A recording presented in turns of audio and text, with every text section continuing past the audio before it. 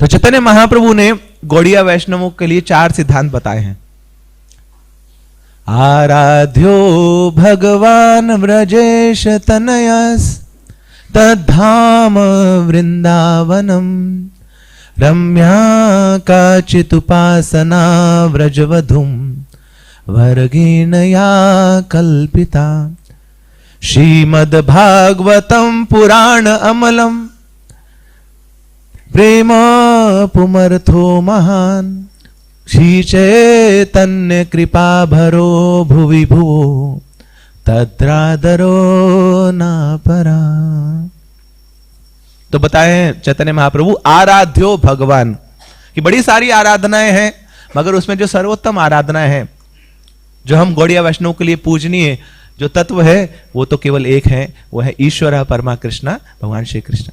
तो आराध्य भगवान, उन्हीं भगवान की हम आराधना करते हैं, बाकी सबको रिस्पेक्ट करते हैं, आदर देते हैं, आराधना तो स्वयं कृष्ण की करते हैं। और साथ में अगर कोई ऐसी भूमि हो जिसका आप पूजन करना चाहें, तो वो आपका जन्म स्थान नहीं होना चाहिए, वो होना चाहिए वो स्थान जहां पे कृष्ण जन्म लिए हैं, वो वृंदावन, तो वो हमारा पूजनीय स्थान है, that is a worshipable land, क्योंकि वो वृंदावन वो कृष्ण से अभिन्न है। इसलिए जैसे हम कृष्ण को प्रणाम करते हैं, ऐसे वृंदावन की भूमि पे जब आप जाएं तो प्रणाम करिए, नहीं जा पा रहे तो जहां पे है वहीं से मानसिक रूप से वृंदावन को प्रणाम करिए, तो हमारे पूजनीय स्थान है। और चैतन्य महाप्रभु बताते हैं कि अगर आपको भक्ति सीखनी है तो best example of devotion is ये जो गोपियां हैं, श्री कृष्ण की जो गोपियां हैं जो ब्रज में रहती हैं, दे show the best example of devotion. उनसे बड़े कोई भक्ति ना दिखा सका है ना कोई सिखा सका है। और अगर कोई एक ग्रंथ पढ़ना है आपको तो कोई और नहीं है, ये नंदन कृष्ण की जो ग्लोरीज को गाता हुआ जो ग्रंथ है, वो एक ही ग्रंथ है, वो है श्रीमद् भागवतम पुराण की। तो चैतन्य महाप्रभु श्रीमद् भागवतम के लिए इतने पर्टिकुलर थे कि दूसरों को तो बोलते थे पढ़ने को, मगर खुद भी पढ़ते थे वो। जगन्नाथपुरी में जब चैतन्य महाप्रभु आ गए संन्यास लेने के बाद, तो वहां एक स्थान है टोटा गोपीनाथ। कितने लोग गए हैं टोटा गोपीनाथ का दर्शन किया है? टोटा मतलब ना बगीचा, वो बगीचा जहां पे गोपीनाथ जी मिले थे, वो टोटा गोपीनाथ। तो उस टोटा गोपीनाथ की जो विग्रह है वो अर्चन किए जाते थे गदाधर पंडित के द्वारा। तो गदाधर पंडित के साथ चैतन्य महाप्रभु हर रोज बैठते थे, और केवल महाप्रभु नहीं, उनके समक्ष और सारे उनके पार्षद थे, और गदाधर पंडित से वो भागवतम सुना करते थे। कौन है चैतन्य महाप्रभु? स्वयं कृष्ण है। वो कृष्ण जिनके बारे में बड़े बड़े भागवत कथाकार ना पूरे साल भर लगे रहते हैं, उनकी कथाओं को वो शेष नहीं कर पाते हैं, ऐसी उनकी एग्जॉस्टिव उनकी लीलाएं हैं। वही भगवान श्री कृष्ण अब चैतन्य महाप्रभु के रूप में आए कलयुग में, और वो अपनी कथाएं सुन रहे हैं, और इतनी लालसा से वो सुन रहे हैं। क्यों? क्योंकि वो सिखाना चाहते हैं हमें, अपनी आचार्य प्रभु जीवन सिखाए। मैं दुनिया को बोल कैसे सकता हूं वो कार्य जब तक मैं खुद नहीं कर रहा हूं। तो खुद वो भागवत पढ़ते थे, इसके बाद ही वो बोल पाते थे कि हाँ भागवत सबको सुननी है। तो भगवान श्री कृष्ण जब द्वापर युग में आए थे तो सारी इच्छाएं पूरी करी उन्होंने अपनी, जी भर के पूरी करी। इसलिए तो मैं आता हूं ना, अनुग्रहाय भक्तानां मानुषम देहम आस्थिता, अपने भक्तों का आनंद देने के लिए, और जब मेरे भक्तों का आनंद मिलता है तो मुझे भी आनंद मिलता है। So Krishna has fulfilled all his desires जब वो आए खुद स्वयं द्वापर युग में, मगर एक इच्छा उनकी पूरी नहीं हो पाई। क्या इच्छा थी? वो जानना चाहते थे कि ये भक्ति है क्या, पहला, और वो जानना चाहते थे भक्ति में कितना मजा है। हम लोग हरिनाम करते हैं, मजा आता है कि नहीं? जब करते हैं आनंद आता है कि नहीं? प्रसाद पाते हैं, मजा आता है कि नहीं? भगवान का विग्रह देखते हैं, है ना, देखते रह जाते हैं। तो हर चीज में मजा मिलता है, जिस चीज में मजा मिलेगा उस चीज को आप करेंगे नहीं। अब लोग 40-40 साल से जब कर रहे हैं, क्यों? क्योंकि वो आनंद मिल रहा है। लोग बड़ी दूर से यहाँ पे आते हैं, गाजियाबाद से आते हैं, है ना, बहुत दूर दूर से आते हैं आपके द्वारका मंदिर में। क्यों? मजा मिल रहा है। किसको क्या पड़ी है इतने दूर से ना घंटों घंटों मेट्रो में खड़े होके, बसों में खड़े होके आने की? कुछ ना कुछ तो मिल रहा होगा ना, तो आनंद मिल रहा है तभी दौड़ भाग के आते हैं यहां पर। तो हम लोग बहुत आनंद उठाते हैं भक्ति में, मगर क्यों उठा पाते? क्योंकि हम इन कार्यों को करते हैं। हम लोग कथा सुनते हैं, आनंद मिलता है, जप करते हैं, आनंद मिलता है, कीर्तन करते हैं, आनंद मिलता है, मगर कृष्ण इनमें से कुछ भी नहीं करते हैं। जपा करते हैं क्या? वो आते हैं मॉर्निंग प्रोग्राम में, 0 अटेंडेंस है उनकी, है ना, फेल है बिल्कुल अटेंडेंस हो ना, 4:15 बजे वो नहीं होते यहाँ पे। वो प्रसाद पाते हैं क्या? वो तो भोग पाते हैं, प्रसाद नहीं पाते। वो कीर्तन करने जाते हैं क्या? नहीं, वो अपना कीर्तन करवाते हैं ना, वो कीर्तन करने नहीं जाते हैं। अब क्योंकि वो सारे कार्य करते नहीं है, इसलिए उनको पता नहीं कि भक्ति है क्या, उनको पता नहीं कि भक्ति में मजा कितना है। क्योंकि इन सारे कार्यों को करने के लिए इन आपके हृदय में भक्ति होनी चाहिए, मगर कृष्ण के पास कृष्ण की भक्ति नहीं है। सब कुछ है उनके पास, he supreme personality of Godhead, मगर अपनी भक्ति नहीं है। हाँ, उनके पास भक्ति तो है, मगर अपने लिए नहीं, अपने भक्तों के लिए। लिखते ना, ठोक बजा के बोलते हैं, अहम भक्त पराधीनो ही अस्वतंत्र इव द्विजा साधु भी ग्रस्त हृदयो भक्त भक्त जनाप्रिय साधवो हृदयम मह्यम साधु नाम हृदयम त्वहम मदन्यते न जानन्ति नाहम तेभ्यो मनागपि। ये जो साधु हैं मेरे हृदय में रहते हैं, और मैं कहां रहता हूं? गोलोक में ना, ना वैकुंठ में ना, मैं इनके हृदय में रहता हूं। My devotees do not know anything other than me and I do not want to know anything other than my devotees। तो भगवान बोलते हैं भक्ति तो है, मगर अपने भक्तों के लिए। तो भगवान के पास अपनी भक्ति नहीं है, इसलिए भक्ति में जो आनंद है उनको पता नहीं है, उनको पता नहीं कि भक्ति होती क्या है। भगवान श्री कृष्ण वृंदावन में है, तो वृंदावन में वो माखन को खाना जानते हैं, मगर मक्खन कैसे बिलोया जाता है वो उनको पता नहीं है। क्या उसके इंग्रेडिएंट्स हैं, दूध से बनता है, दही से बनता है, कैसे मथा जाता है, कृष्ण को वो पता नहीं है। वो जानते तो हैं कि यशोदा मैया की गोद में सोने का आनंद क्या है, मगर वो ये नहीं जानते कि यशोदा मैया को कितना आनंद मिलता है कृष्ण को अपनी गोद में सुलाने का। That is doesn't know. Krishna जानते तो हैं कि यशोदा मैया की गोद में बैठ के उनके स्तनों से जो दुग्ध पान करने का कितना मजा है, मगर वो ये नहीं जानते हैं कि एक छोटे से बालक को यशोदा मैया जब स्तनपान कराती है तो उनको कितनी आनंद मिलता है, वो क्या ममता से, कितने प्रेम से वो दुग्धपान करा रही है, वो कृष्ण से अछूता है ये ज्ञान। तो इस प्रकार सब सारी इच्छाएं पूरी हुई कृष्ण की, मगर एक इच्छा पूरी नहीं हुई कि भक्ति क्या है, भक्ति का रस क्या है, वो जान नहीं पाए। भगवान श्री कृष्ण के लिए गोपियां सुंदर माला बनाती हैं, तो ठाकुर जी को माला पहनी तो आती है, मगर उनको दे दो ना फूल, उनको दे दो धागा, उनको दे दो ना वो नीडल, वो बना नहीं पाएंगे, उनको आता नहीं है बनाना। बोले पहनना आता है मुझे, बट ये बनाने में क्या मजा है, घंटों घंटों यहाँ माताएं लगी रहती हैं, मजा तो आता होगा ना। क्यों आ रही है वो, दूर दूर से आ रही है, यहाँ पे घंटों बैठी रहती है, कुछ तो मजा मिल रहा होगा। तो बनाने का क्या मजा है वो कृष्ण को पता नहीं है। So supreme personality of Godhead knows everything except devotion. भक्ति के बारे में उनको पता नहीं है। थ्योरेटिकली हो सकता है थोड़ा बहुत पता हो, मगर practically he is a complete failure. उनको कुछ नहीं पता भक्ति के बारे में। भौतिक संसार में लोग पूजा करते हैं कृष्ण की कुछ प्राप्त करने के लिए, नहीं, कुछ ना कुछ तो हेतु रहता है। कोई बोलता नहीं नहीं हमें पैसा नहीं चाहिए ठाकुर जी से, मगर हाँ हम भक्ति में क्यों आए हैं, बोले मन की शांति चाहिए, बड़ा फ्रस्ट्रेशन है लाइफ में, बहुत डिप्रेशन है, तो यहां आते हैं ना, अच्छा लगता है भक्तों के साथ, ठाकुर जी के साथ हरि नाम सुनते हैं तो अच्छा लगता है। तो अच्छा लगने के लिए आ रहे हैं, तो अच्छा लगना भी क्या इच्छा है, तो कोई ना कोई भौतिक इच्छा रहती है, इसलिए भगवान के पास आते हैं। तो भगवान क्या करते हैं, कई बार वो इच्छा पूरी भी कर देते हैं, ये चेक करने के लिए कि उसके बाद देखते हैं टिकेगा कि नहीं भक्ति में। इच्छा पूरी होगी, अब गायब तो नहीं हो जाएगा। हमारे साथ एक भक्त ऐसे, बेस में हम रहते थे पहले, तो लगभग 1.5 साल हो गया था, तो 1.5 साल बाद 16 माला करना शुरू किया था। वहां पे एक डिवोटी आए, मिडिल एज थे, तो उनको हमने माला दी, माला करना, माला के बारे में बताया, तो माला करने लगे। अगले दिन आ गए, माला करने बैठे, तो जितने देर भक्त माला कर रहे हैं ना, 16 माला करने में 2 घंटा लगता है, तो 2 घंटे तक बैठे रहे, 16 माला करके गए वो। मैंने कहा ये क्या हो गया, यहाँ तो 1.5 साल के बाद रगड़ा खाने के बाद 16 माला पे आई, अगले दिन ही एकदम छक्के मार दिए उन्होंने। और थोड़े दिनों में, मतलब 1 हफ्ते के अंदर ही वाज स्टैंडिंग 32 राउंड्स। मैंने कहा भक्त, अब थोड़ी देर बाद सुनिए, पता नहीं अब ताली बजाएंगे कि नहीं। और फिर हमने उनको बताया ये जो माला की थैली है ना, ये सारी इच्छाएं पूरी कर देती है। इसमें श्रेयस भी है, इसमें प्रेयस भी है।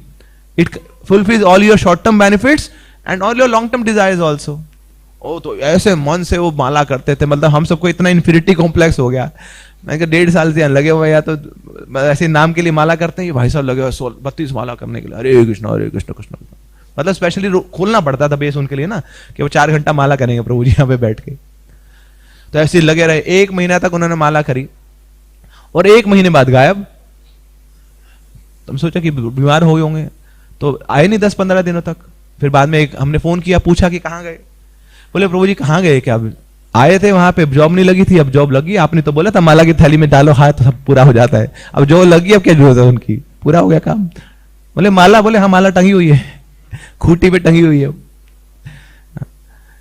तो कोई ना कोई भौतिक इच्छा होती है, इसलिए भगवान के पास आते हैं लोग।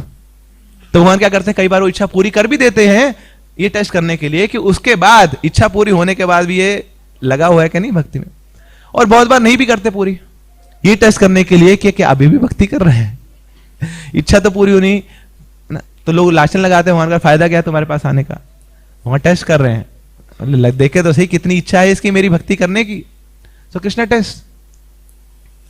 मगर ये जो ब्रज की ठकुरानी है श्रीमती राधा रानी, इनकी कोई भौतिक इच्छा है ही नहीं, no material desire at all, रंच मात्र भी कोई भौतिक इच्छा नहीं है।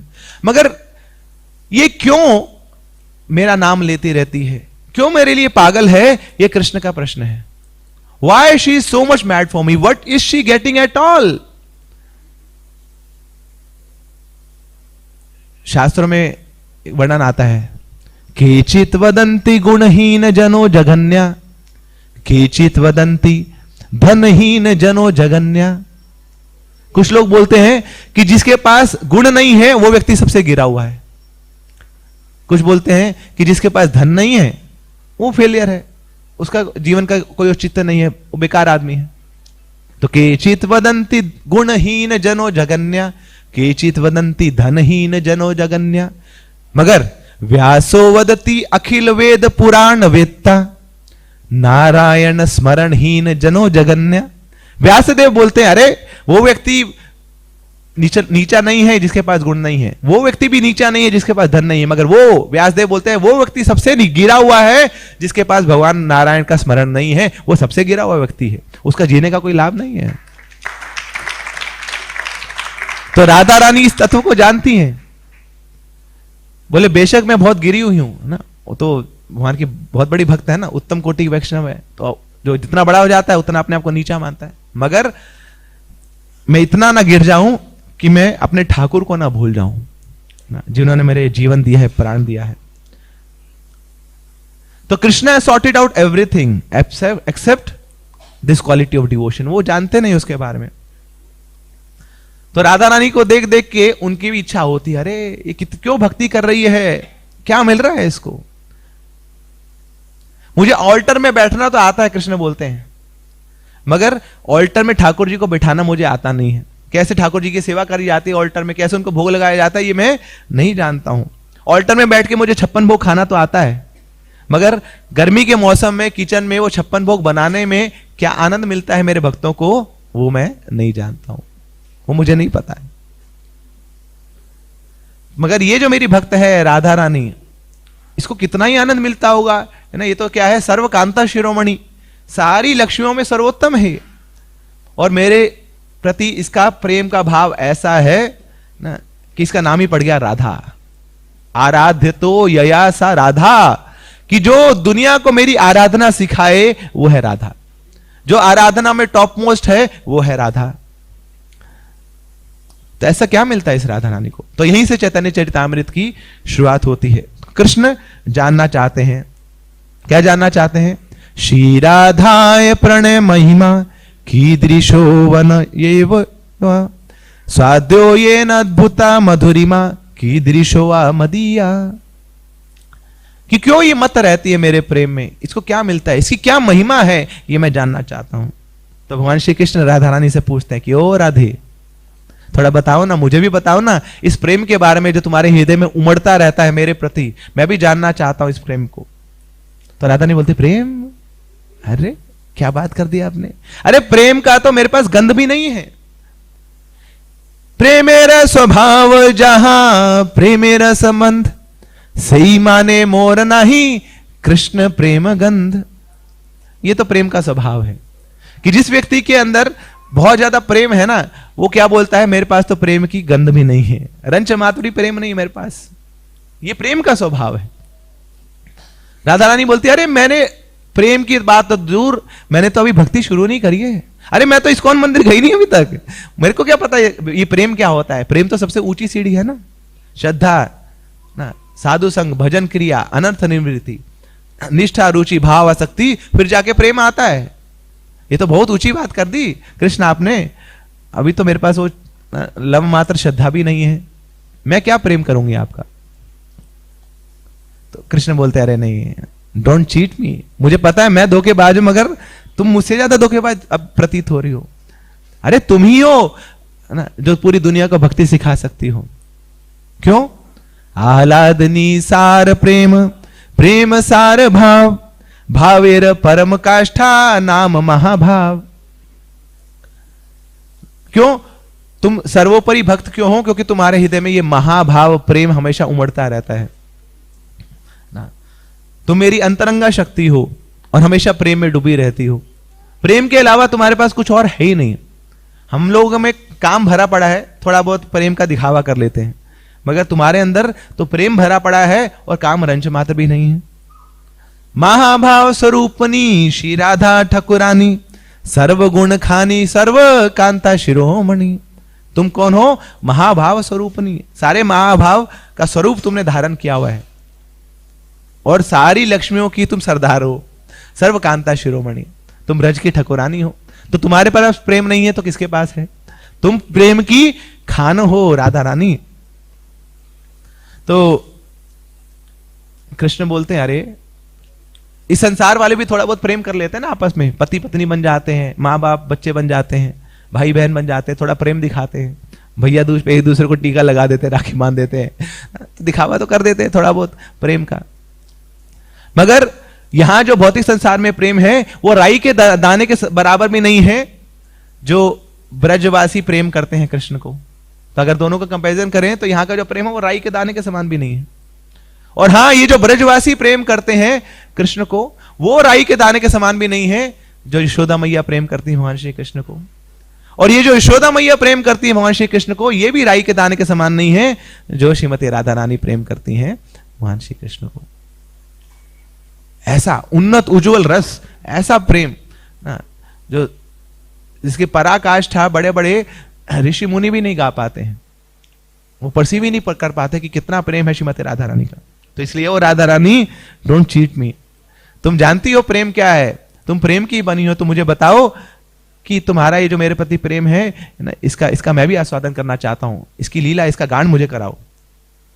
तो भगवान श्री कृष्णचंद्र पूरी कॉस्मिक मैनिफेस्टेशन को जानते हैं, अंदर बाहर ना, इतो नरसिंहा परतो Narasimha. He knows in and out of everything, he knows all the microscopic things, he knows about all the macroscopic things. छोटे से छोटी चीज के बारे में जानते हैं, बड़ी से बड़ी चीज के बारे में जानते हैं, मगर एक चीज से वो हमेशा छूते रहते हैं, वो है उनके भक्तों का उनके प्रति जो प्रेम है वो कभी जान नहीं पाते हैं। तो इसलिए ओ राधे, आज कृपा करो ना, मुझे बताओ इस प्रेम के बारे में। अब कई बार यशोदा मैया जब लाला वापिस आते हैं ना तो उनसे पूछती है, ओ लाला बताओ ना, आज कहां गए थे ना वन में, ये गोवर्धन में तुमने क्या क्या किया? तो लाला बोलते क्या बताऊं, कुछ नहीं किया, ऐसे ही था बस। अब यशोदा मैया जानती हैं कि ये कुछ बोलेगा नहीं, ये मुंह नहीं खोलेगा, तो बलराम से पूछती है, बलराम तुम बताओ आज तुम लोगों ने क्या किया? पता है क्यों पूछती है बलराम से? क्यों? क्योंकि कृष्ण कृष्ण कथा कैसे करें, तो बताना पड़ेगा ना, मैंने ये किया, मैंने ये किया है। Krishna can never speak about himself, he know doesn't know devotion. Krishna कथा करने के लिए भक्ति चाहिए, तो वो भक्ति कृष्ण के पास है नहीं, इसलिए कृष्ण के बारे में बोल नहीं सकते, तो सिर्फ बलराम से पूछना पड़ता है, बताओ तुमने क्या क्या किया। तो बलराम जी अब कृष्ण कथा करते हैं। तो कृष्ण बोलते हैं मेरे पास वो भक्ति नहीं है, मैं जानना चाहता हूं कि वो भक्ति में क्या आनंद है। तो राधा रानी बोलती अरे नहीं, मेरे पास मैं कोई भक्त हुई नहीं। तो राधा रानी अपने आप को और नीचा दिखाती हैं। तो यही है ना, यही प्रेम है, ये प्रेम का लक्षण है। विद्या विनयेन शोभते, कि जिसके पास बहुत विद्या है, जिसके पास बहुत प्रेम है, वो अपने आप को बहुत नीचा मानता है, वो विनम्र हो जाता है। फलवंत वृक्ष आर गुणवंत जन्म, नम्रता तहा स्वभाव अनुषण। एक वृक्ष जो बड़ा फलदायी है और एक व्यक्ति जो बहुत गुणवान है, तो दोनों क्या करते हैं? दोनों झुकते हैं, दोनों झुक जाते हैं समय के साथ। जितना ज्यादा फलदायी वृक्ष होगा उतना ज्यादा झुका होगा, जितना ज्यादा गुणवान व्यक्ति होगा उतना ज्यादा झुका होगा वो। तो संसार में ऐसा व्यक्ति मिलना बहुत मुश्किल है जिसके पास बहुत सारे गुण भी हों और वो उन गुणों की अपने मुख से चर्चा भी कर रहा हो। समझ पा रहे हैं आप? ऐसा व्यक्ति आपको मिलेगा नहीं जो बहुत गुणवान भी है और अपने गुणों का अपने मुख से चर्चा भी कर रहा है। क्यों? अगर अपने गुणों का अपने मुख से चर्चा कर रहा है मतलब वो गुणवान नहीं है ना। How can you tell something about yourself, about your qualities? एक बात बड़ा अच्छा बता रहे थे। देखिए काफी लोग होते हैं ना जिनको बहुत मन करता है अपने बारे में बताने का, बोले हमने ये किया, हमने ये किया, आपको पता है? आपको पता ही नहीं हमने क्या क्या किया, है ना। आप तो कौन से अंधकार में जी रहे हो, हम बताते हैं क्या किया, है ना। तो बड़ी ह्यूमिलिटी में बताते हैं मगर अंदर की बात बोल ही देते हैं। अपने मुंह मियां मिट्ठू बनना चाहते हैं। तो भक्त बता रहे हैं, बोले संसार में ना एक भक्त को सब कुछ सीखना चाहिए, उसको सब कुछ आना चाहिए। कीर्तन करना भी आना चाहिए, भोग बनाना भी आना चाहिए, ड्रेसिंग करना भी आना चाहिए, डीटी वर्शिप भी आनी चाहिए, प्रीचिंग करना भी आना चाहिए, सब कुछ आना चाहिए। मगर एक चीज को छोड़ के, एक चीज उसको दूसरों के लिए छोड़ देनी चाहिए, वो है अपना ग्लोरिफिकेशन। वो तो दे दो भैया किसी और को, वो करने दो, तुम सब कुछ कर लोगे क्या? अपना ग्लोरिफिकेशन में खुद कर लोगे। एक चीज तो हो जो दूसरों पे छोड़ दो। So one should be very cautious और ग्लोरीफाई वनसेल्फ एवरी टाइम। तो ये राधा रानी का हाल है ना। सबसे ऊंची हैं, सबसे ऊंचे सिंहासन पे बैठी हैं, she is sitting on the top most pedestal of devotion. उसके बावजूद बोलते अरे कृष्ण क्या बोल रहे हैं, मेरे पास भक्ति है। देखो क्या बोल रहे हैं, मैं भक्त हूं। है कोई भक्ति नहीं है मेरे पास, भक्ति कभी भी नहीं आता मेरे को। जीसस ने भी बोला बाइबल में, only meek and humble inherit the kingdom of God ना। जो विनम्र है, जो दासानुदास के भाव में है, वही भगवान के धाम जाने में सक्षम है। अब राधा रानी अपने आचरण से यहां सिखा रही है, बोले कृष्ण मैं कहां भक्त हूं, है ना। भक्ति तो देखो ये सब लोग करते हैं, मैं तो दिखावा करती हूं। अब जब कृष्ण पीछे पड़ गए ना राधा रानी के कि बताना ही पड़ेगा, ठीक है तुम जैसे ही भक्त हो मगर मुझे बताओ, अपनी भक्ति के बारे में मुझे बताओ, अपने बारे में बताओ, तब देना पड़ेगा इंटरव्यू, है ना। हरे कृष्णा टीवी वाले पीछे पड़ गए आपके, बोले बताओ जी आपकी भक्ति स्टोरी बताओ, तो बताना पड़ेगा आपको। आचार्य ना राधा रानी बोले कुछ तो बताना पड़ेगा उसको, मगर बोलते कि अपने आप नहीं बता पाऊंगी, थोड़ा सा ना फॉर्म चेंज करके बताना पड़ेगा। तो फिर वो राधा रानी आती हैं गौर लीला में गदाधर पंडित बनके। है राधा रानी का आवेश ही, मगर अब कृष्ण की इच्छा हेतु, कृष्ण की इच्छा को पूर्ति करने के लिए वो राधा रानी एक नया रूप ले लेती हैं गदाधर पंडित का, और अब वो जाके कृष्ण कथा करती हैं और कृष्ण प्रेम की जो महिमा है उसको गाती हैं। तो इस प्रकार भगवान श्री कृष्ण की वो जो अनफुलफिल्ड डिजायर थी द्वापर युग में, वो कलयुग में आके पूरी होती है। किसके रूप में? गदाधर पंडित के रूप में। तो इसलिए महाप्रभु हमेशा कहां रहते थे? टोटा गोपीनाथ में जाते थे, बार बार गदाधर पंडित से भागवत सुनते थे। क्योंकि भागवत क्या है? भागवत कुछ और नहीं है, ये तो कृष्ण प्रेम ही है। कृष्ण प्रेम की महिमा का ही गान करती है भागवत। तो राधा कृष्ण की मधुर लीलाओं का वर्णन ही है श्रीमद् भागवतम। तो उसका नित्य सेवन करते थे चैतन्य महाप्रभु। अब प्रश्न आता है कि वो गदाधर पंडित से क्यों सुनते थे? चैतन्य महाप्रभु के तो बड़े सारे पार्षद थे, उनसे भागवत सुन सकते थे। एक मुरारी गुप्त हुआ करते थे, बहुत डिवोटेड थे वो, तो मुरारी गुप्त से भी भागवत सुन सकते थे। तो महाप्रभु कहते हैं अरे हाँ इससे सुन तो लेता मैं भागवत, मगर होता क्या, फर्स्ट कैंटो मुझे सुनाता, सेकंड कैंटो सुनाता, थर्ड कैंटो सुनाता, फिर जब 9वें कैंटो पे आता ना, फिर वहीं पे गाड़ी रुक जाती इसकी। क्यों? क्योंकि 9वें कैंटो में चर्चा होती है श्री रामचंद्र जी की, और मुरारी गुप्त कौन है? ये तो हनुमान है, और हनुमान तो उसके अलावा कोई सुनते नहीं है। अब वहां तक पहुंचने के लिए पहले वाले कैंटो तो पढ़ने पड़ते, फिर 9th कैंटो तक आते तो बस रिपीट मोड में सियावर रामचंद्र भगवान की, रामचंद्र भगवान की। अब सारे कैंटो में रामचंद्र जी घुसा देते। तो बोले भागवत पूरी कहां से होती? 12 कैंटो कहां पढ़ते हम, है ना, ये तो यहीं पे ब्रेक लग जाती। तो चैतन्य महाप्रभु बोलते हैं ये जो हनुमान है ये क्या करते हैं? श्री राम जानकी बैठे हैं मेरे सिर में, खोल के दिखाऊं क्या? यही बैठे रहते हैं। तो भागवत भी कौन है? वही है, उन्हीं की कथा ही है। तो बस ये राम सीता की कहानी सुनाते रहते मुझे, ये सीता मैया की महिमा सुनाते रहते ना। सीतायम चरिते महान, रामायण तो इसलिए लिखी गई है ना। रामायण के मेन कैरेक्टर कौन है? राम नहीं है। वाल्मीकि जी खुद लिखते हैं सीतायम चरितम महान।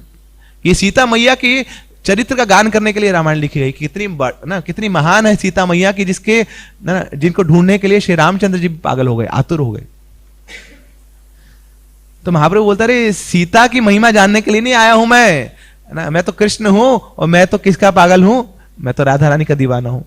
तो मुझे राधा रानी की महिमा जाननी है, इसलिए मैं मुरारी गुप्त से भागवत नहीं सुनूंगा। अच्छा, ये हरिदास ठाकुर से सुन सकते थे आप, उनसे क्यों नहीं सुना आपने भागवत? अब हरिदास ठाकुर तो ब्रह्मा जी हैं ना। अब ब्रह्मा जी तो गलती करते रहते हैं, अब इन्हीं के कारण तो ब्रह्म विमोचन लीला करी मैंने, और ये तो अपनी पुत्री के पीछे पागल हो जाता है, सरस्वती के पीछे भाग जाता है। अब ये भागवत पढ़ते पढ़ते इतनी गलतियां करते, फिर उसको काटना पड़ता है, हटाना पड़ता है। अब ब्रह्मा जी थोड़ी बोलेंगे मैंने गलती करी, तो भागवत पढ़ रहे हैं तो भागवत में जहां पे भी आएगा ब्रह्म विमोचन लीला, उसको काटना पड़ेगा, कटनी छटनी पड़नी पड़ेगी। तो बोले इससे नहीं सुनूंगा, ये तो डिलीशन कर देगा, इससे नहीं सुनूंगा। अच्छा, फिर आप सार्वभौम भट्टाचार्य से सुन सकते थे, उनसे क्यों नहीं सुनी आपने भागवत? अरे सार्वभौम भट्टाचार्य वो तो कौन है ना, वो तो जगन्नाथपुरी के बड़े पंडित हैं ना, वो और पहले वो तो मायावादी सन्यासी रहे। तो भागवत की कथा तो कर सकते थे वो, मगर कैसे करते? वो थोड़ा बस इंटेलेक्चुअल अंडरस्टैंडिंग दे सकते थे भागवत की, अलग अलग दृष्टिकोण से, यहां से वहां से, डिफरेंट एंगल्स, डिफरेंट पर्सपेक्टिव्स, उससे भागवत सुना सकते थे। मगर क्या मैं इसलिए आया हूं यहां पे? अरे मुझे तो राधा रानी का जो शुद्ध प्रेम है उसके बारे में जानना है। मुझे क्या आवश्यकता है ये भागवत के अलग अलग व्यूज से, ओपिनियंस की जानने की मुझे कोई जरूरत नहीं है। I am not at all interested in hearing the different commentaries about Srimad Bhagavatam. I am not at all interested in hearing different opinions about Srimad Bhagavatam. I am only interested in knowing the glories of the Radharani's love towards me. मेरी यही एकमात्र इच्छा है। तो इसलिए मैंने सार्वभौम भट्टाचार्य से भी मैंने कथा नहीं सुनी। तो किससे सुनूंगा मैं तो केवल और केवल गदाधर पंडित से सुनूंगा। अब ये गदाधर पंडित को अलग से क्यों आना पड़ा राधा रानी के रूप में? कोई बोलता है महाप्रभु आप तो खुद राधा कृष्ण एक जुगल मूर्ति है, श्री कृष्ण चैतन्य राधा कृष्ण नाहियन। तो आप कृष्ण तो हैं ही, राधा रानी भी आपके साथ ही है ना, तो खुद को ही सुना देते हैं भागवत, है ना। राधा रानी बोलती हो कृष्ण सुनते, महाप्रभु बोलते हो महाप्रभु सुनते। ऐसा क्यों नहीं हुआ? वो बोलते हैं कि देखो कथा का तब मजा आता है जब सामने वाला कोई सुनाने वाला हो, कोई सुनाता है और हम सुनते हैं तो उसमें आनंद आता है ना। ये क्या होती है? परस्पर अनुकथनम, इट इज परस्पर ना, इट इज 1 to 1। तो कोई सुनाने वाला हो तब तो आनंद आए। तो इसलिए गदाधर पंडित का एक अलग आवेश आया राधा रानी का, ताकि वो हमें अलग से कथा सुनाए और मैं उनसे सुनूं, तब मुझे आनंद आएगा। और फिर क्या होगा? कथा सुनने के बाद मत चित्ता मदगत प्राणा बोधयंता परस्परम कथयंतश्च माम नित्यम तुष्यंति च रमन्ति च। तब जाके संतुष्टि मिलेगी जब कोई कथा सुनाएगा, है ना। कई बार होता है ना, हम बुक पढ़ते हैं तो बुक पढ़ने में अच्छा तो लगता है मगर उतनी रिलेशन नहीं होती जब कथा सुनने में होती है। दो दैट डज नॉट मीन कि हमें सिर्फ कथा सुननी चाहिए ना। प्रभुपाद जी ने हमें हमारे भजन क्रिया में हमें रीडिंग ऑफ स्क्रिप्चर्स भी दिया है, तो we should read that, but केवल पुस्तकें पढ़ने से हमें वो उतना रिलेशन नहीं आता जितना कथा सुनने से आता है। तो इसलिए गदाधर पंडित अलग से आए चैतन्य महाप्रभु कथा सुनाने के लिए। वह है श्रीमती राधा रानी गदाधर पंडित, मगर अलग से आए अब महाप्रभु को आनंद देने के लिए, महाप्रभु को वो कृष्ण प्रेम की महिमा का आस्वादन कराने के लिए। अब देखिए चैतन्य महाप्रभु ने सबके साथ चर्चा करी है, प्रकाशानंद सरस्वती के साथ भी चर्चा करी, तो चैतन्य महाप्रभु वहां पे उनको ज्ञान दे रहे हैं। सार्वभौम भट्टाचार्य के साथ चर्चा करी, उनको चैतन्य महाप्रभु ज्ञान दे रहे हैं। रूप गोस्वामी, सनातन गोस्वामी, रघुनाथदास गोस्वामी, सबके साथ चर्चा करी, चैतन्य महाप्रभु वहां पर बोल रहे हैं। मगर आज जब चैतन्य महाप्रभु गदाधर पंडित के साथ बैठे हैं तो वहां पे चैतन्य महाप्रभु बोल नहीं रहे हैं, चैतन्य महाप्रभु सुन रहे हैं। तो इसलिए महाप्रभु बोल रहे हैं कि भागवत का आनंद ज्यादा कहां आता है? सुनने में ज्यादा आनंद है। बोलने में आनंद तो है, मगर सुनने में कई गुना आनंद उसका है। तो इसलिए अब मैं आके सुनूंगा कि कैसे भक्ति होती है। अब देखिए, आदि शंकराचार्य ने बताया है कि ये जो कृष्ण है ना, ये कोई साधारण व्यक्ति नहीं है, ये केवल भगवान भी नहीं है, ये तो गुरु हैं। वासुदेव सुतम देवम कंस चानूर मर्दनम देवकी परमानंदम कृष्णम वंदे जगत गुरु। ये कौन है? जगत गुरु है ना। He is the spiritual master of the entire universe, of all the planetary systems, of all the cosmic manifestation. मगर जब समय आता है,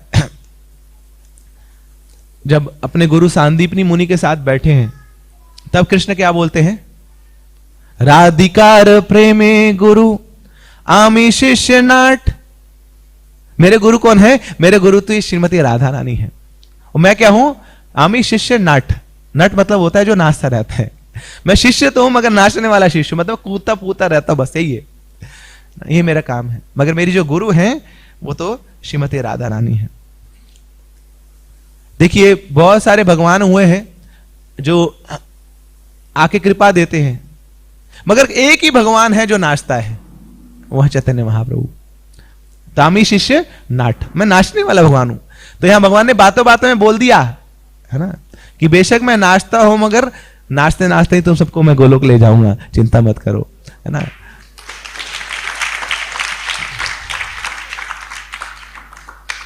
एक भक्त अपना रिलेशन शेयर कर रहे थे, कहते हैं कि देखो श्रील प्रभुपाद कितने कृपालु हैं। गुरु कौन होता है? जो भगवान दे देता है। मगर श्रील प्रभुपाद इतने कृपालु हैं कि उन्होंने हमें 2 भगवान दिए, और 2 भगवान भी ऐसे, पहले भगवान जिन्होंने हमें 56 भोग दिया, और दूसरे भगवान जिन्होंने हमें नाचना दिया। और कलयुग के लोग बस यही चाहते हैं, वो खाना चाहते हैं और नाचना चाहते हैं। तो दोनों हमारी इच्छाएं पूरी कर दी श्रील प्रभुपाद ने। श्रील प्रभुपाद की। So one is dancing God, one is eating God। एक हमें उन्होंने दे दिए जगन्नाथ जी, और एक दे दिए चैतन्य महाप्रभु। सारी इच्छाएं पूरी हो जाएंगी भक्ति में भी, है ना। और भक्ति बड़ी रसीली हो जाएगी आपकी जब इन 2 भगवानों के साथ आप उनकी भक्ति करेंगे। तो चैतन्य महाप्रभु बोल रहे हैं, श्री कृष्ण बोल रहे हैं, बेशक दुनिया बोले मैं जगत गुरु हूं, मगर मेरे गुरु कौन है?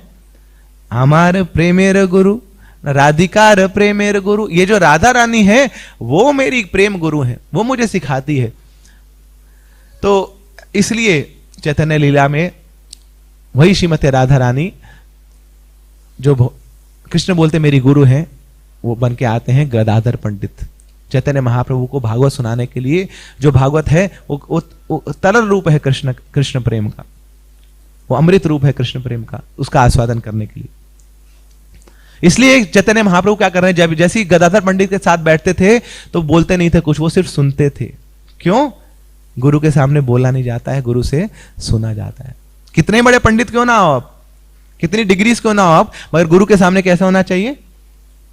गुरु अमार मूर्ख देखी करीला शासन। चैतन्य महाप्रभु बोलते हैं कि जैसे मेरे गुरुजी ने मेरे को देखा, क्या बोले? बोले तू तो ना उल्लू नंबर 1 है, तू तो मूर्ख नंबर 1 है, तेरे को कुछ नहीं आता। तो क्या कर? तू बस ये हरि नाम का जप कर। तो ये भावना, ये सदाचार चैतन्य महाप्रभु प्रस्तुत कर रहे हैं कि गुरु के सामने जाए, ताला लगा दो, होठों पे ताला लगा दो, और अपने आप को मानो कि मैं मूर्ख, सबसे मूर्ख व्यक्ति हूं। और ये गुरु है जो क्या करेंगे? मेरे अंधकार को दूर करेंगे ज्ञान की शलाका से। मुझे इनको शरणागत होना है, शरणागत भाव से इनकी सेवा करनी है, इनकी इंस्ट्रक्शंस को मुझे फॉलो करना है। तो महाप्रभु ने खुद करके दिखाया यहां पर। इसलिए चैतन्य महाप्रभु सबके सामने बोले, सिंह की तरह वो गरजते थे। मगर जब गदाधर पंडित के सामने आते हैं तो बहुत विनीत भाव से उनसे श्रवण कर रहे हैं श्रीमद् भागवतम का। मगर हमारे आचार्य बोलते हैं, अरे ये कृष्ण अपने आप को गुरु बोलता है, मगर गुरु तो वो होता है जो प्रैक्टिकल बातें करे। Can you have a theoretical गुरु? ना। अब वो व्यक्ति जो केवल बात करता है, थ्योरी की बात करता है, बोर हो जाते हैं उसकी क्लासेस में, मतलब काम का नहीं है कुछ, ये वो फॉर्मूला पढ़ा के चला गया, फॉर्मूला अप्लाई कैसे करना है वो तो बताओ, ट्यूटोरियल तो कराओ इसका। तो भक्ति केवल बोलने का क्षेत्र नहीं है, भक्ति रियलाइजेशन का क्षेत्र है। जितना ज्यादा एक व्यक्ति रियलाइज हो जाता है उतना ज्यादा भक्ति में उन्नत हो जाता है। तो स्पीकर तो बहुत सारे मिल जाएंगे हमें ना, श्रीमद् भागवतम को बोलने वाले, इस्कॉन के बाहर वाले भी, और बड़े बड़े प्रोफेशनल स्पीकर भी हैं, मगर उनसे सुनने से थोड़ा हो सकता है कानों को आनंद मिल जाए, मगर हृदय कभी भी वहां पे संतुष्ट नहीं होता है, मन नहीं भरता है, ऐसा लगता है कुछ खाली रहेगा, कुछ खोखलापन रहेगा। बेशक उनकी म्यूजिकल प्रेजेंटेशन बहुत अच्छी हो, उनकी वाक्पटुता बहुत अच्छी हो, है ना, उनकी प्रोनाउंसिएशन बहुत अच्छी हो, बड़े सुंदर सुंदर फ्लावरी लैंग्वेज जो यूज करते हो, मगर ना वो जो भक्ति की मिठास है वो वहां पे मिसिंग रहती है। तो इसलिए हमारे एक आचार्य हैं गौर गोविंद स्वामी महाराज, वो बोलते हैं ये कृष्णा, ये गुरु बोलता है अपने आप को, अरे ये गुरु होगा मगर बड़ा थ्योरेटिकल गुरु है ये। क्यों? गुरु वो होता है जो बोले वो प्रैक्टिस भी करे, मगर क्या ये कृष्ण ये प्रैक्टिकल गुरु है? क्या ये प्रैक्टिस करता है जो ये बोलता है? बताइए। इस कृष्ण ने बोला गीता में, सर्वधर्मन परित्यज्य माम एकम शरणम व्रज, सब कुछ छोड़ छाड़ के मेरी शरण में आओ। तो हम तो चले जाते हैं इसकी शरण में, क्या ये कभी अपनी शरण में गया क्या? ये सबको बोलते हैं पत्रम पुष्पम फलम तो यो में भक्ति अपरच्छति ना, ये पत्र पुष्प जाके मुझे चढ़ाओ, क्या कभी इसने चढ़ाया क्या अपने आप को पत्र पुष्प फल? बताओ। सो कौन सा गुरु है ये? इज अ वेरी थ्योरेटिकल गुरु, वो प्रैक्टिकल नहीं है बिल्कुल। तो इस प्रकार guru should be realised in heart and in practice also, हृदय में भी उसके पास अनुभव होना चाहिए और अपने आचरण में भी अनुभव होना चाहिए उसके पास। तो मगर ये कृष्ण तो बड़े थ्योरेटिकल गुरु लगते हैं। कृष्ण गीता में बोलते हैं मन मना भव मद भक्तो, अपना मन मुझे दे दो। अरे भैया तूने दिया क्या अपना मन अपने आप को? तू तो मन दूसरों को दे देता अपना, तू बोलता अपने भक्तों को मन दे दिया, अपना मन अपने को दिया। So is a very theoretical guru. तो वो बोलते हैं देखो ना, गुरु तो वही हो जो अपने आचरण से प्रचार करे। आचार प्रचार नामेर करो दुई कार्य, तुम्ही सर्व गुरु तुम्ही जगतेर आर्य। गुरु कौन है? जिसका आचार और प्रचार दोनों मैच करता हूं, जो आचरण से भी प्रचार करे और जो प्रचार करके भी प्रचार करे। तो जो वो बोलता है वो करता है। Guru is one who walks his talk, जो आदेश देता है उसको फॉलो करता है, वही गुरु है। इसलिए ना जिसके पास साक्षात्कार है उसको बहुत ज्यादा बोलने की आवश्यकता भी नहीं होती है, लोग खुद उसके पास खींचे चले आते हैं, बोले हमें ज्ञान दो आप। क्यों? क्योंकि आपके आचरण से हमने देखा है कि you are a very self realise soul. तो अपने आप ही आकर्षित हो जाते हैं। प्रभुपाद जी को वहां पे प्रोपेगेंडा करने की आवश्यकता नहीं हुई थी। उस समय कोई सोशल मीडिया नहीं था, उस समय कोई यूट्यूब वीडियोस नहीं थे, है ना, उस समय कोई बैनर पैम्पलेट्स नहीं लगाए जाते थे, है ना, उस समय कोई वेदाबेस नहीं हुआ करता था ना, उस समय कोई श्लोका बुक नहीं हुई करती थी, उस समय कोई रिकॉर्डेड लेक्चर्स नहीं हुआ करते थे। क्या था प्रभुपाद जी के पास? उनके पास कृष्ण का आत्म साक्षात्कार था। कृष्ण के साथ एक डायरेक्ट हॉटलाइन जुड़ी हुई थी ना। तो सारे भक्त जो भी प्रभुपाद जी को देखते थे, प्रभुपाद जी के अंदर भगवान की छवि नजर आती थी उनको। तो स्वतः ही कृष्ण सर्वाकर्षक है, इसलिए प्रभुपाद जी भी क्या हो गए? सर्वाकर्षक हो गए। बूढ़े व्यक्ति चेहरे पे झुर्रियां आ जाती है, हाथ में डंडा होता है, कोई देखना नहीं चाहता उसको, दूर भागते हैं लोग, बोले बूढ़ा हुआ आ गया यहाँ पे, इनको दूर रखो भैया, यह जवान लोगों का ये संग है। मगर वहां प्रभुपाद जी से बूढ़े लोग आकर्षित नहीं हुए, प्रभुपाद जी से जवान लोग आकर्षित हो गए उल्टा। क्यों? क्योंकि कृष्ण की छवि वो नजर आ रही थी, क्योंकि कृष्ण का साक्षात्कार हृदय में है। ऐसे मोहित कर लिया प्रभुपाद जी ने सबको। तो ये होते हैं गुरु। आचार प्रचार करो दुई कार्य, तो आचरण भी है उसका वैसा और प्रचार भी सदाचारी है। मगर ये कृष्ण आचरण देखो इसका, है ना। अगर कोई बोले कि कृष्ण तुम्हारे गुरु है, लो बोला यही मिला था तुम्हें, यही भगवान मिला था तुम्हें, छलिया वाला जो ये औरतों के पीछे भागता रहता है ना, जो दूसरों के माखन घरों में माखन चुराता रहता है, यही भगवान है, यही कसौटी है भगवान की बस। तो ना आचार वैसा ना प्रचार वैसा इसका, तो how can he be a guru? He is a very theoretical guru. Actually में ये जो श्लोक है आचार प्रचार, ये सनातन गोस्वामी ने बताया था हरिदास ठाकुर को। तो सनातन गोस्वामी अपने प्राणों को त्याग देना चाहते थे। बता आपको क्यों क्यों त्यागना चाहते थे? कौन बताएगा? Why he wanted to give up his body?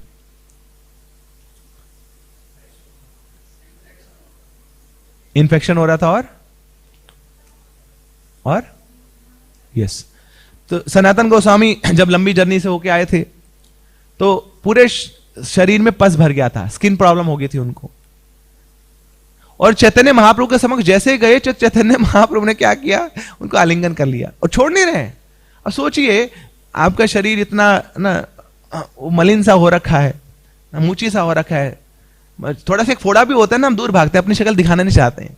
हल्का सा पिंपल भी हो जाना, मास्क डालने लोग आजकल तो पिंपल हो गया, दिखाना नहीं चाहते। लोग क्या सोचेंगे हमारे बारे में? और कोई घाव हो तो दूर रहते हैं, कोई छू ना ले। मगर यहां सनातन गोस्वामी को का आलिंगन कर लिया कस के, और बार बार जब भी मिलते थे चैतन्य महाप्रभु का आलिंगन करते थे। तो बहुत विचलित हो गए सनातन गोस्वामी, क्या कर रहा हूं मैं? अरे वैसे कुछ सेवा नहीं कर पा रहा हूं, मेरा ना वैसे ही मैं एक अब मुसलमान के साथ मेरा स्पर्श हो चुका है ना, अछूत हो चुका हूं, जगन्नाथ मंदिर में मेरे को प्रवेश है नहीं, तो क्या फायदा है शरीर का? Let me give up. और ऊपर से चैतन्य महाप्रभु और मेरा आलिंगन करते रहते हैं, मुझे नहीं रहना इस शरीर में। ये तो वैष्णव अपराध कर रहा हूं, ये तो वैष्णव अपराध, सोचिए, ये तो भगवान का प्रति अपराध कर रहा हूं मैं। तो मुझे इस शरीर को त्यागना है। मगर चैतन्य महाप्रभु को जब ये पता लगा सनातन गोस्वामी ऐसे शरीर त्यागना चाहते हैं, तो चैतन्य महाप्रभु वहां पे आए और आके सनातन गोस्वामी को डांटते हैं और बोलते हैं, तुम इतने बड़े हो गए कि मेरा शरीर तुम खत्म कर दोगे, मेरा शरीर तुम खत्म कर दोगे। You want to destroy my property, your body is my body and you don't have any right to destroy my property. तो जब ये हरिदास ठाकुर ने देखा, ओहो, तो हरिदास ठाकुर अब 5 मुखों से अब सनातन गोस्वामी की महिमा का गान करने लगे। फिर जाके हरिदास ठाकुर इस सनातन गोस्वामी की महिमा का गान करने, तो सनातन गोस्वामी अब क्या बोलते हैं हरिदास ठाकुर को? कह रहे, देखो चैतन्य महाप्रभु ने तो मुझे ये बोला कि मेरा जो शरीर है वो उनका शरीर है, मगर तुम जानते नहीं हो, ये जो चैतन्य महाप्रभु है ये पूरी दुनिया को एक ही कार्य देने आए हैं, वो है हरि नाम। और हरि नाम के एक ही आचार्य बनाए हैं उन्हें पूरी दुनिया में, और वो आप हैं हरिदास ठाकुर। वो आपने सिद्ध किया है कि कैसे नाम का प्रचार करना है, कैसे नाम का जप करना है, आप सिखा रहे हैं सबको।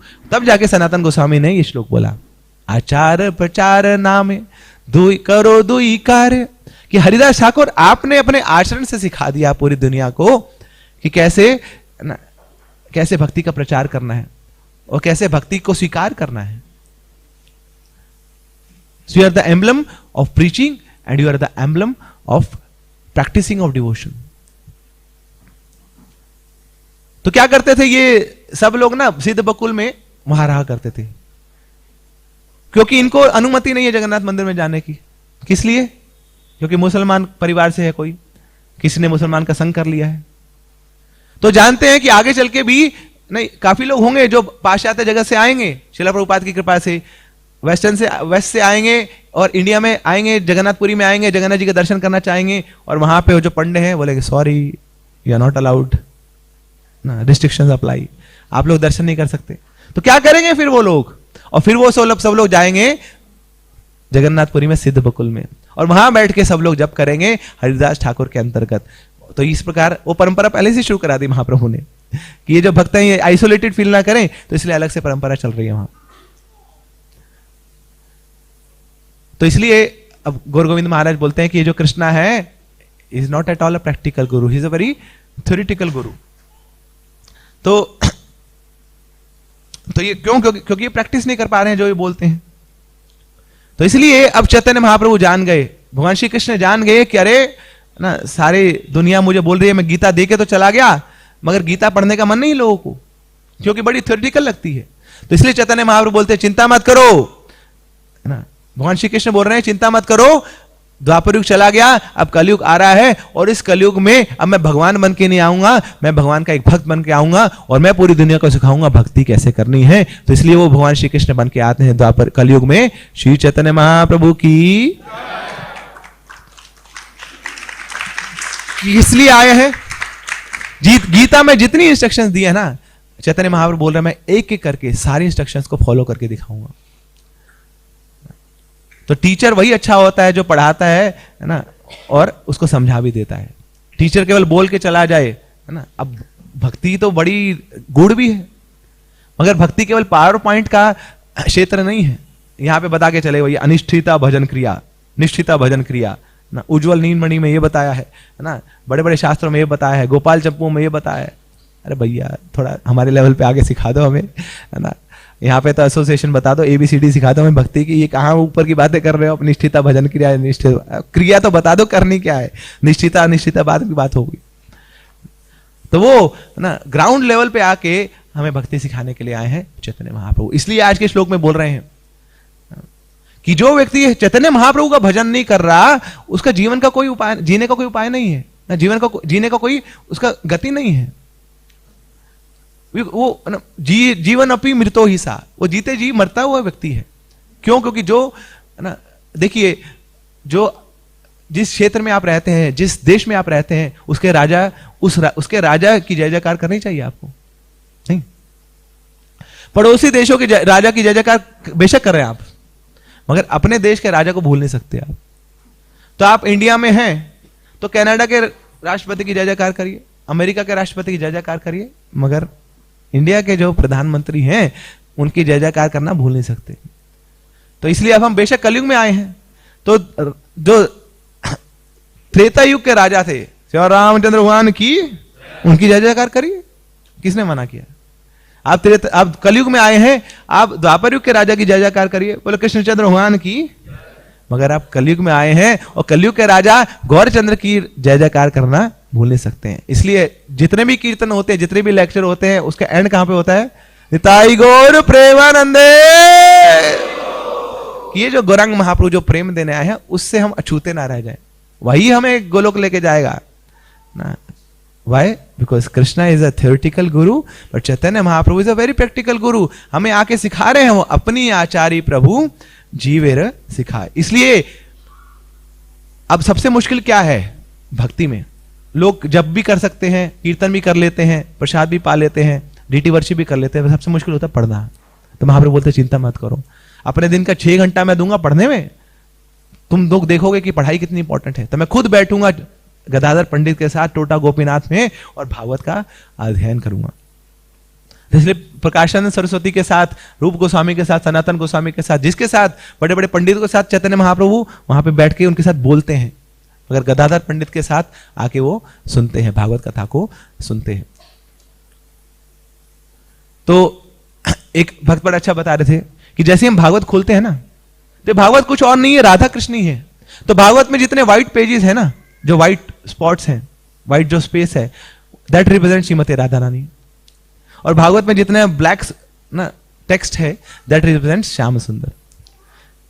तो जैसे ही भागवत के पेज पलटते रहेंगे तो राधा और कृष्ण दोनों का हमें रियलाइजेशन, दोनों का साक्षात्कार होगा। एक और कारण भी है, चैतन्य महाप्रभु गदाधर पंडित के साथ क्यों रहते थे? जैसे एक बच्चा है ना, वो नया नया साइकिल चलाना सीखना चाहता है, तो ऐसे नहीं कि उसको साइकिल दे दे, बेटा जा टांग तोड़वा के आ, जा खोपड़ी फोड़वा के आ, उसके साथ जाया जाता है, उसको सपोर्ट दी जाती है। आजकल तो खैर सपोर्टर आ गए, पहले के जमाने में सपोर्टर नहीं होता, तो माँ बाप को साथ चलना पड़ता था। तो घंटों घंटों उसका वो पीछे हैंडल पकड़ के या पीछे पकड़ के उसके साथ जाना पड़ता था। तो ऐसे ही अब चैतन्य महाप्रभु के रूप में जब भगवान श्री कृष्ण आए हैं और श्रीमती राधा रानी के कृष्ण प्रेम की वो साइकिल चलाना चाहते हैं, मगर अभी वो बच्चे हैं, भक्ति में बच्चे हैं, बोले सीख रहा हूं ना, पता थोड़ी मुझे भक्ति क्या होती है। तो अकेले नहीं छोड़ सकते उनको, तो उसके लिए उनको सपोर्ट चाहिए, और सपोर्ट के लिए आते हैं गदाधर पंडित साथ में। बोले साथ साथ रहूंगा मैं आपके, हाँ, गिरने नहीं दूंगा, कि भक्ति में करंट लगेंगे, भक्ति में झटके लगेंगे, है ना, मगर मैं हमेशा साथ रहूंगा आपके, ताकि आप वो साइकिल, भक्ति की साइकिल को अच्छे से राइड कर पाए, उसका आनंद उठा पाए। और तो और देखिए, चैतन्य महाप्रभु के पिता जो लास्ट नेम है, उसका लास्ट नेम क्या है? मिश्र, क्योंकि जगन्नाथ मिश्र के बेटे हैं। और गदाधर पंडित का भी जो लास्ट नेम है ना, उसमें मिश्र आता है, क्योंकि वो माधव मिश्र के बेटे हैं। अब ये कोइंसिडेंस नहीं है कि दोनों का लास्ट नेम सेम है। क्यों? क्योंकि जो पत्नी होती है ना, उसका लास्ट नेम क्या हो जाता है? पति के बराबर ही हो जाता है। तो यहां बताना चाह रहे हैं कि बोले मैं किसी और के नहीं हूं, बेशक मैं मेल फॉर्म में हूं, मगर मैं आराधांगिनी तो इस कृष्ण की हूं। राधा रानी कृष्ण की है, तो गदाधर पंडित चैतन्य महाप्रभु के हैं, तो लास्ट नेम भी उनका सेम है। और स्वभाव देखिए, चैतन्य महाप्रभु ही इज वेरी रेस्टलेस। वहां से जब जगन्नाथ जी का दर्शन करने जा रहे थे ना, तो अभी बहुत दूर है, किलोमीटर दूर है, वहां एक स्थान पे पहुंचे 18 नाला, वहीं से जगन्नाथ जी का जो मंदिर है उसमें जो ऊपर चक्र है उसका दर्शन हो जाता है। और बताते हैं जो चक्र का दर्शन कर लिया मतलब आपने जगन्नाथ जी का दर्शन कर लिया। तो जैसे चक्र का दर्शन हुआ तो वहीं से दौड़े दौड़े भागने लगे। यहां पे नित्यानंद प्रभु पीछे आ रहे थे आराम से चलते चलते, और महाप्रभु भावावेश में आगे उस चक्र को देख के और दौड़ दौड़ के जा रहे, जगह जगह जगह जगह जगह जगन्नाथ जी का दर्शन करने के लिए ऐसे दौड़ के भागे वहां पे। तो ही इज वेरी रेस्टलेस ना। Why? Because old habits die hard. कौन है? कृष्ण ही तो है। So Krishna always remain restless ना। तो पुराने संस्कार है वो बदल थोड़ी जाएंगे, शरीर बदल जाए, युग बदल जाए, जन्म बदले, वही तो वैसे रहेंगे। सो कृष्णा रिमेन रेस्टलेस, तो महाप्रभु वाज रेस्टलेस लाइक दिस। तो ऐसी इवन महाप्रभु जब बचपन में जाते थे, गंगा में चले जाते थे, तो गंगा में ब्राह्मण लोग गायत्री कर रहे होते वहां, तो महाप्रभु क्या करेंगे? डुबकी मारेंगे नीचे और जाके एक ब्राह्मण का पैर पकड़ लेंगे वहां पे। वो बेचारा गायत्री कर रहा होता था, गायत्री तो छोड़ो, जान बचाने के लिए भागता था, वो वहां से तालाब से बाहर निकलेगा। और इतने में जो और महाप्रभु के और दोस्त थे वो जोर से बोला मगरमच्छ आए, मगरमच्छ आए, तो दौड़ के वो भाग जाता था, घर भाग जाता। बोले इस पानी में कूदूंगा ही नहीं दोबारा से। क्यों? बोले तुम लोग ऐसे हो जो घर में ताला लगा के चले जाते हो, तो मिठाइयाँ कहां से खाएंगे हम, तो हम घर खुला तो छोड़ के जाओ। तो ऐसे ब्राह्मणों के हम उनको गायत्री नहीं करने देंगे ना। ब्राह्मण का मतलब क्या है? जो कृष्ण को पूजा करे, जो कृष्ण को खुश करे। क्या फायदा तुम्हारा गायत्री करने का? कृष्ण तो यहाँ भूखा बैठा है ना, उसको मिठाइयां मिल नहीं रही, तुम्हें हम कराएंगे गायत्री, निकलो यहां से। तालाब से बाहर निकाल देते उनको।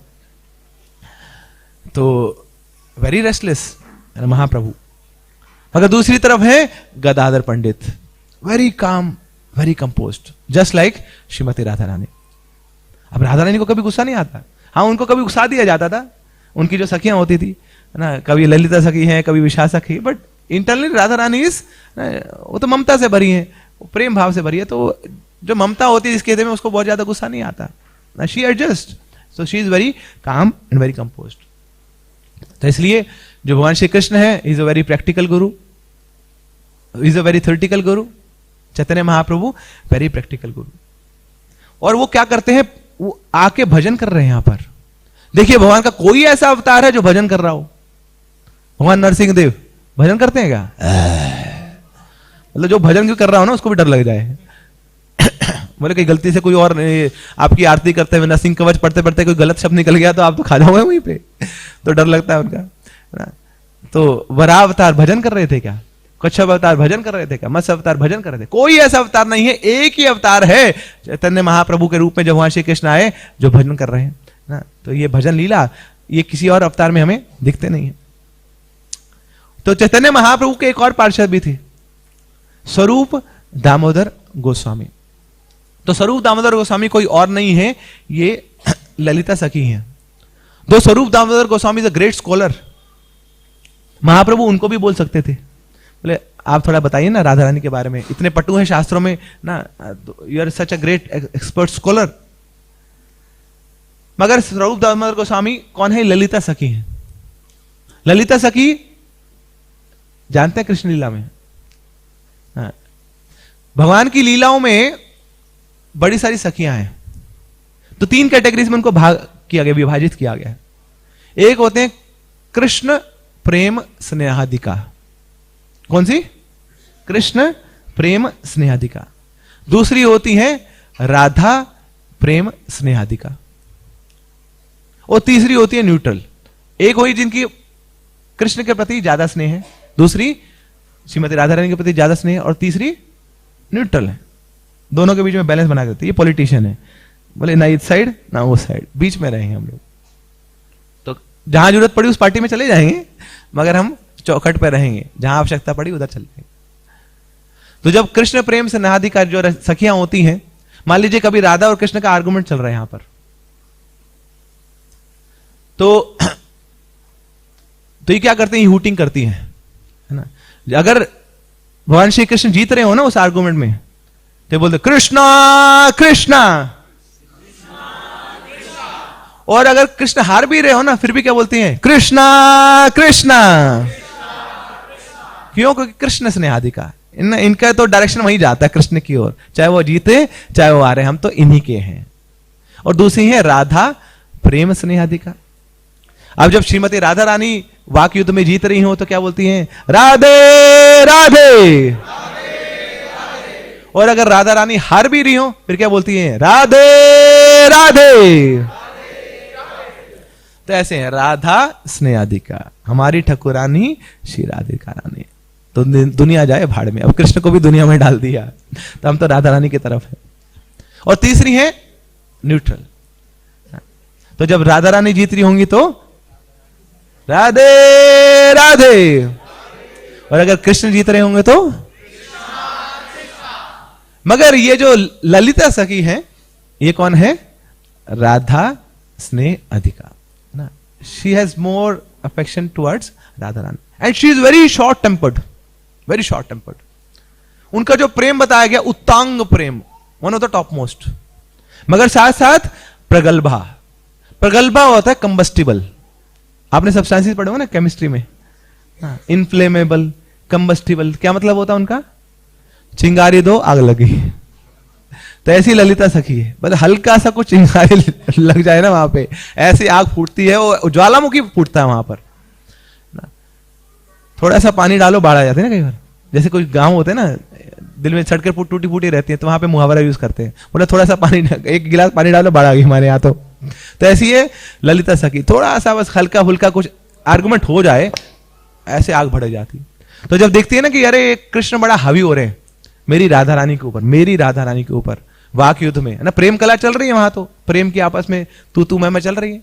अब ललिता से कहते कुछ ज्यादा ही नहीं हो रहा है कृष्ण का, अभी बताते हैं इसको, अरे राधे तू साइड पे हो मुझे आने दे, तो लॉयर बन के आगे चली जाती है, बोले मैं बताती हूँ। और राधा रानी तो ऐसे ऐसे तर्क देती है, ऐसे ऐसे तर्क देती है, वो कृष्ण बड़े ना हालत खराब हो जाती है उनकी, बोले कुछ भी कर लूंगा, ये इस लॉयर के साथ नहीं करूंगा एडवोकेसी, है ना, ये बड़ी खतरनाक है।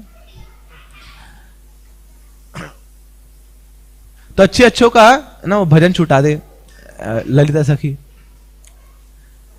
तो ललिता सखी जो बड़ी एग्रेसिव रहती है, अब वो ललिता सखी चैतन्य महाप्रभु के लीला में बन के आए हैं स्वरूप दामोदर गोस्वामी।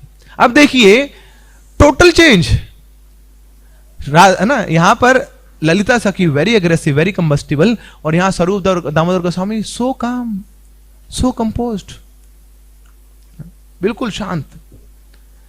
तो ये चैतन्य महाप्रभु की लीला का जादू है कि हम लोग जो जन्मों जन्मों से है ना ऐसे भयंकर रूप पाल रखा है, एक जानवर हमारे हृदय में बैठा है, वो भोग का जानवर, वो काम क्रोध लोभ मोह मत्सर्य का जानवर, इतने सारे अनर्थ हमारे हृदय में घर पर कर बैठे हैं। हम लोगों को गीता भी पढ़ा दे तो हमारा गीता पढ़ने का मन नहीं करता है, तो कोई गति नजर नहीं आती। तो हम जैसे लोगों के लिए वही कृष्ण दोबारा से आते हैं इस कलयुग में, श्री चैतन्य महाप्रभु बनकर। वो बोलते हैं इनको तो मैं उद्धार करूंगा इनका, और मैं उन भक्तों का उद्धार नहीं करूंगा जो भक्ति में बहुत आगे हैं। मेरा नाम होगा पतित पावन, जो भक्ति में सबसे पीछे है ना, जो भक्ति की लिस्ट लगी है उसमें जो सबसे नीचे जिसका नाम है, सबसे पहले कृपा मैं उसको दूंगा। तो कोई क्वालिफिकेशन नहीं, कोई disqualification, no qualification no disqualification, बिना भेदभाव किए मैं सबको कृष्ण प्रेम दूंगा।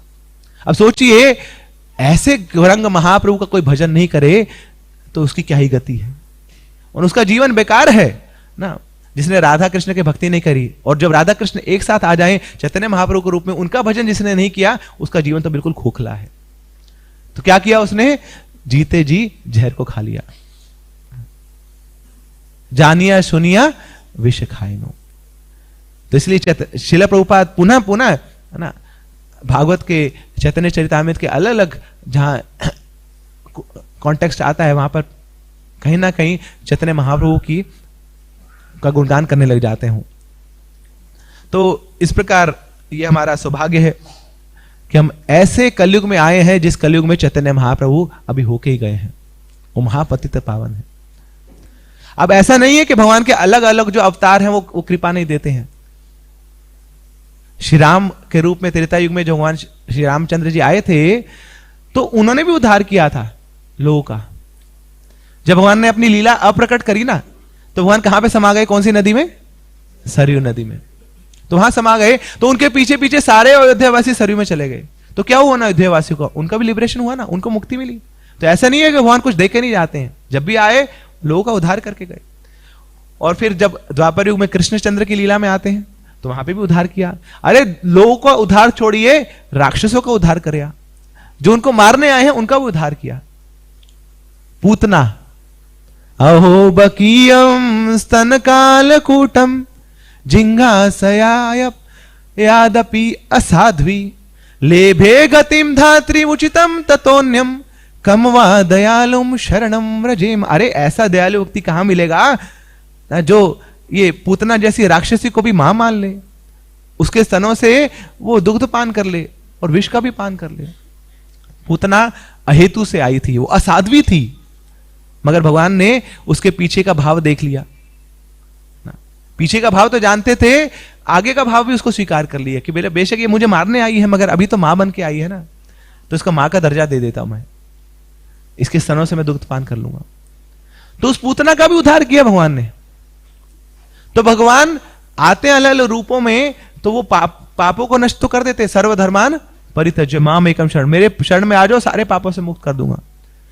अरे केवल पापों से मुक्त नहीं करते भगवान, तो मुक्ति भी दे देते हैं। भगवान सारी इच्छाएं पूरी भी कर देते हैं। मगर जो भक्त हैं वो बोलते हैं, अरे क्या पापों से मुक्ति ही जीवन का श्रेय है क्या? Is that the goal of life, to become free from sins और free from the reactions of sins? ना। क्या केवल मुक्ति पाना ही जीवन का श्रेय है क्या? नहीं। क्या केवल वो स्वरूप सिद्धि पाना, भगवान जैसा रूप दे देना, पाना, भगवान जैसे के लोक में चले जाना, क्या यही जीवन का श्रेय है क्या? नहीं।